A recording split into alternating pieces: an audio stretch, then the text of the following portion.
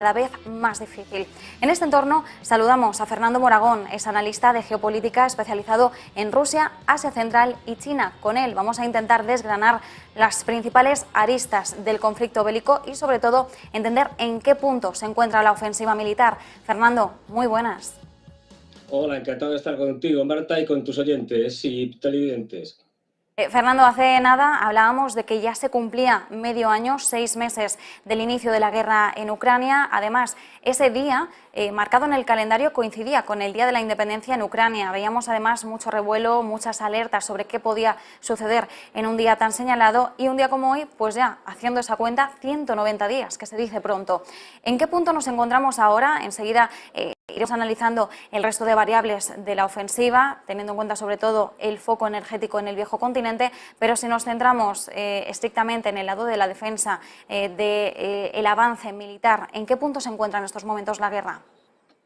Pues mira, para que os hagáis una idea, ahora mismo estamos en una fase, digamos, de transición. Hubo una primera fase que fue cuando los rusos invadieron y que intentaron resolver la situación rápidamente con un ataque, digamos, sorpresa a Kiev, pero eso fue desbaratado. A partir de abril cambiaron de táctica, se retiraron del norte y lo que hicieron fue concentrarse, digamos, en lo que es la zona del Donbass, para recuperar los territorios de las repúblicas autoproclamadas independientes, ¿no? Y consiguieron recuperar todo el territorio de Luhansk y ahora están intentando recuperar el territorio de Donetsk. Y como tú bien señalabas, lo que se ha producido en los últimos días es un contraataque, digamos, de las fuerzas ucranianas en la región fundamentalmente de Gerson. Por el momento, ese ataque ha conseguido pocas cosas. Es decir, el problema que tienen los ucranianos es que, aunque tienen, digamos, suficiente soldados, pero les falta determinado tipo de armamento. Apenas, prácticamente no tienen aviones, por ejemplo, para dar cobertura a un ataque. Y la zona cambia. La zona del Donbass, donde se estaba luchando durante estos últimos meses, fundamentalmente, es una zona boscosa, es una zona con ríos, muy urbana, mientras que la zona en la que se está luchando ahora son zonas mucho menos urbanas y es estepa, es urbano, con lo cual enseguida te ven, por decirlo de alguna manera, con lo cual es difícil llevar a cabo cualquier contraataque. Y lo que se espera es que ahora en septiembre, que se ha montado lo que llaman el tercer cuerpo de ejército ruso, con voluntarios, es decir, con soldados que son profesionales de paga, es decir, no son soldados de reemplazo, reclutas. Bueno, pues con este tercer cuerpo de ejército, que no está claro cuántos efectivos tendrá, puede que sea entre unos 40.000, los rusos realizarán una ofensiva en septiembre para intentar terminar de recuperar el Donbass y, si acaso, alguna operación más. La guerra va a durar todo lo que queda este año y seguramente buena parte del año que viene. Es decir, que tenemos todavía guerra para rato. Y mientras tenemos guerra para rato, en Europa estamos viendo cómo se están apretando los machos, como dice la expresión, y sobre todo preparándose para un invierno que se avecina difícil. Ya lo sabemos, además, desde hace muchos meses. Una de las principales aristas, de las principales consecuencias e impactos que ha tenido la guerra, el conflicto bélico, ha sido en cuestión energética, dependiendo tantos países, como es el caso de Alemania, de la principal potencia económica de Europa, del suministro de gas ruso. En estos momentos, Fernando, nos encontramos en el segundo día de parón en el gasoducto Nord Stream 1. Es la segunda vez en este verano que se produce un parón por mantenimiento. El parón anterior fue a finales de julio, bueno, entre el día 11 y el día 21 teníamos ahí 10 días de bloqueo con motivo de unas revisiones que se hacen todos los años, estacionales, pero que ponían la alarma porque eran muchas las voces que aventuraban que quizás Rusia que pudiera utilizar este bloqueo para cortar del todo el suministro. Cuando se puso de nuevo en marcha el gasoducto, veíamos que no lo hacía al 100%. Hemos visto el tira y afloja con Canadá, Alemania, Rusia, Siemens Gamesa y esa turbina que bueno, estaba en el aire, no había claridad en los mensajes de uno y otro bando, y ahora volvemos a tener en este caso 3 días de parón, es decir, mañana debería ser el último día de bloqueo, pero de nuevo los miedos que veíamos en el parón anterior siguen estando allí presentes. El miedo es que Rusia corte por completo el suministro y lo haga además a través de este gasoducto. En Europa realmente ya tienen asumido que no vamos a tener nada de suministro ruso. Estamos viendo cómo están intentando llegar al llenado máximo de bueno, tener el almacenamiento posible al tope. Veíamos cómo está ahora mismo al 80% en términos generales en el viejo continente. Unos países más avanzados, otros un poco más atrasados, pero parece que vamos a llegar a noviembre con los deberes bastante hechos. Sin embargo, muchos expertos empiezan a apuntar a que aunque Europa llegue al invierno con esa capacidad máxima de llenado, realmente en el mejor de los casos solo tendríamos suministro para entre unos 2 y unos 3 meses. Es decir, aún así seguimos teniendo un invierno que se avecina muy difícil y las sanciones que está implantando Occidente no van a suavizar esta situación ni mucho menos, o al menos eso es lo que conseguimos leer entre líneas. A ver, aquí lo que estás contando es muy interesante y muy importante. ¿Por qué? Porque por un lado estamos viendo que el efecto de unas sanciones económicas de los europeos, de los inútiles de la Unión Europea, porque no tiene otra definición, es decir, que tenían como fin castigar a Rusia, lo que han conseguido es que Rusia no solo no esté castigada por esas sanciones específicas contra el gas, perdón, el gas todavía no lo hemos tocado, contra el carbón y el petróleo, hayan creado una crisis energética brutal, especialmente en Europa. Es decir, nos hemos autoimpuesto sanciones. Esto es una cosa espectacular y encima tienen la poca vergüenza de todos los días reírse de los ciudadanos europeos en nuestra cara. Es decir, pues desde el presidente del gobierno diciendo aquello de España, diciendo aquello de que, bueno, que hay que quitarse las corbatas para paliar el problema, a el señor, por ejemplo, Macron diciendo la época de la abundancia se ha acabado. O los alemanes dando todo tipo de instrucciones.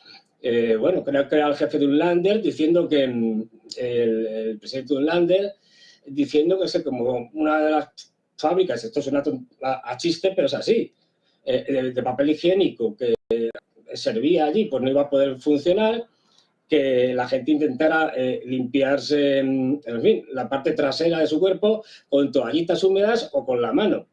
Claro, esto es una tomadura de pelo. Quiero decir, que quienes han creado esta crisis nos digan ahora que vamos a ir a un periodo de hambre y de falta de energía, de electricidad, de tal, que vamos a pasar frío, que nos vamos a congelar, es para decirles, oye, en el mejor de los casos ustedes habría que echarnos a todos por incompetentes, es decir, por inútiles.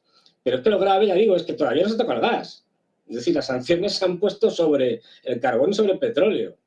Y luego encima estamos haciendo una cosa que es tremenda, que es que nos estamos autoengañando. Es decir, Turquía ahora mismo se ha convertido en una de las mecas en la negociación de petróleo, de compra de petróleo ruso, bajo cuerda. Es decir, que lo que hacemos es que vía Dubái se encargan unas cosas que van a Turquía, de petróleo y tal, o cualquier otra cosa, es decir, cualquier otro producto sancionado, y Turquía se encarga de comprárselo a Rusia y de mandárselo a los compradores occidentales, con lo cual encima es que estamos infringiendo nuestras propias sanciones. Europa ahora mismo hay mucho miedo, sobre todo a que cuando llegue el invierno haya cada vez más protestas sociales y los rusos lo saben, con lo cual también están esperando al invierno para, como tú me señalabas, el Nord Stream 1 terminen de cortarlo. Cuando corten el Nord Stream 1, pues Alemania lo va a pasar muy, muy, muy mal y a partir de ahí lo pasaremos mal todos o casi todos. Hungría, sin embargo, que es bastante más inteligente que el resto de los países europeos, a pesar de que ha tenido que imponer sanciones a Rusia, pero ha sabido, digamos, ser suficientemente hábil como para que los rusos le garanticen el suministro de gas, no por el Nord Stream 1 ni nada de esto, que no pueden, sino por el Turkish Stream, o Turkish Stream, el que va desde el Mar Negro hasta Turquía y luego sube hacia la zona donde está Hungría. Hay que tener en cuenta también una cosa, y es que cuando los rusos nos corten el gas, esto no va a tener solución ninguna. El director, si mal no recuerdo, de Shell en Europa, además decía, es que no hay solución al gas ruso, pero no este invierno, sino bastantes inviernos más. Es decir, que no es que vayamos a pasar frío este invierno, luego ya vamos a recuperarnos, vamos a obtener, digamos, fuentes alternativas o de gas, o nos van a vender de otro sitio. No, no hay esa posibilidad. Y lo dice el director de Shell en Europa. No, vamos a pasar varios inviernos igual. Es decir, la crisis está absolutamente asegurada. Y termino diciendo aquello de que o somos conscientes, los ciudadanos europeos, de que estamos en guerra con Rusia.